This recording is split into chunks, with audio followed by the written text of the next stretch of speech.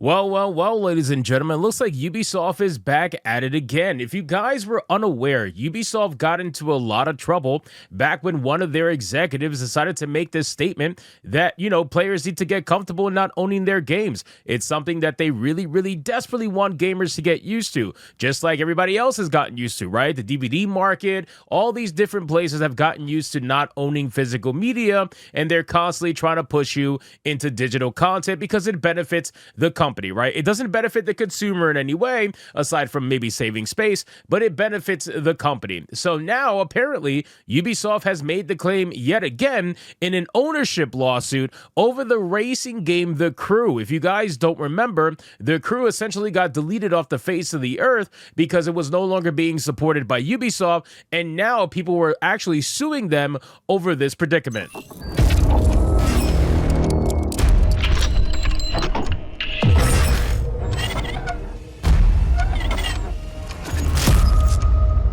So let's get into this article, guys, from That Park Plays. But of course, before we do, if you are new here, just consider hitting that subscribe button. I would greatly appreciate it, and like the video to push us out into that YouTube algorithm. Now, I just find this to be absolutely hilarious because Ubisoft is in a place that is not a very good place. Let's be honest, right? Like, Ubisoft is in a place that is very bad, considering that they had to sell their souls to Tencent, and Tencent basically owns them more than they ever did. But still, you got to get used to not owning your games. But Ubisoft sure as hell didn't get used to not owning all of their company anymore.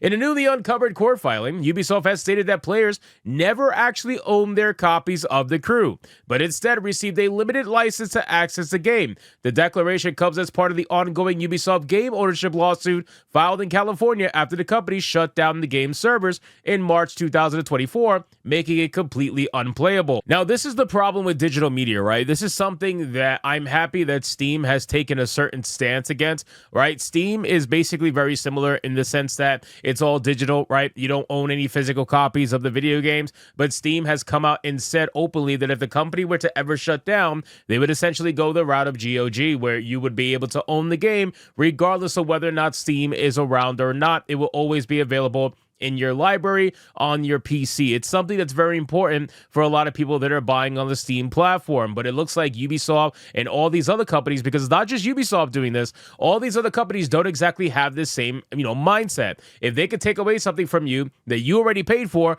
they absolutely will. And then they'll sell it to you later down the line, again, at somewhat, point in time. But if they could take it away, they will. It says the class action lawsuit, originally filed in November of 2024, claims that Ubisoft failed to clearly disclose the nature of the transaction, selling a fully priced product while retaining the right to revoke access at any time. In February 2025, Ubisoft filed a motion to dismiss the case. To be honest with you, I'm kind of glad that this is happening. I feel like a lawsuit of this magnitude needs to happen more often, because these companies are definitely using terminology that makes you feel as if you're purchasing something and not just renting something. And that's basically what they're doing. They're trying to make it seem as if you are renting your video games, that you don't actually own anything, even though you paid the full retail price as the same person who physically owns the game. But here's the funny thing. The person who physically bought the game, it doesn't matter. The game is still shut down and you can't play it anyway. I believe The Crew had a physical copy, if I'm not mistaken, and those people can't even play the game either.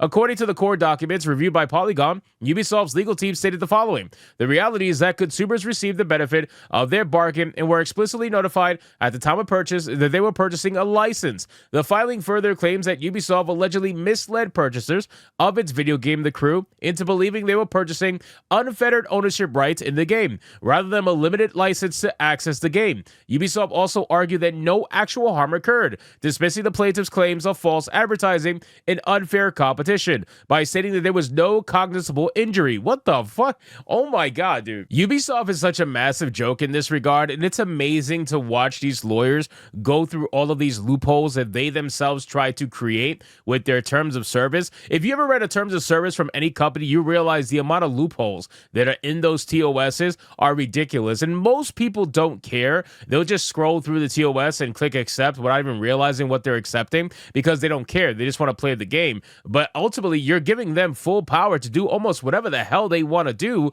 with what you just spent money on. But then it says, when The Crew launched in 2014, it was marketed and sold like any other standard video game, which was priced at $59.99. in both physical and digital formats. So it did have a physical format. That's huge. That's huge in my opinion, because here's the thing. The game is unplayable in both physical and digital formats, right? If they're trying to argue that you just bought the license to the game and that is it, so what the hell is the physical copy? What's the disc? The disc is not a license. The disc is a physical copy. You should be owning what you purchased. However, the game required a persistent internet connection to function, even for single-player content. When Ubisoft ended support and shut down the servers, the game became completely inaccessible. That's ridiculous. If it had single-player content, you should be able to have an offline mode. This is why games like Multiverses, this is why games like Suicide Squad, Kill the Justice League are having offline modes to avoid lawsuits like this, because the moment you take down that game that people spent money on, you are going to run into a massive problem. I don't know why Ubisoft has not thought of adding an offline mode to the Crew. I feel like that should be the easiest thing in the world to do. It could save you a headache like this, and yet they refuse to do so.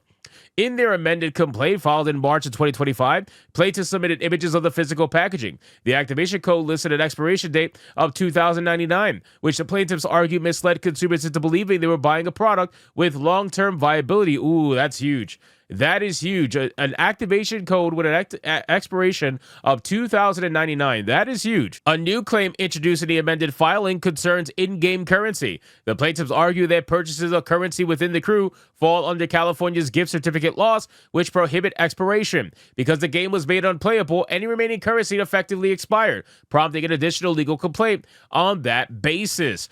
This element of the Ubisoft game ownership lawsuit raises broader questions about digital economies, DLC, and microtransactions, especially in games where publisher-controlled servers determine functionality. I keep telling people, man, when it comes to DLC and microtransactions, the loophole is that they are going to argue that your money was spent on buying the in-game currency and that your money was not spent buying whatever item is no longer accessible. That is the loophole, right? So they can argue that, you spent your money on, I don't know, V-Bucks or whatever, and then the V-Bucks are what was used to buy the item that you can no longer access. This is why whenever an item disappears off of a digital store and they want to offer a refund, they offer the refund in the digital currency and not in the currency that you actually used to purchase the item.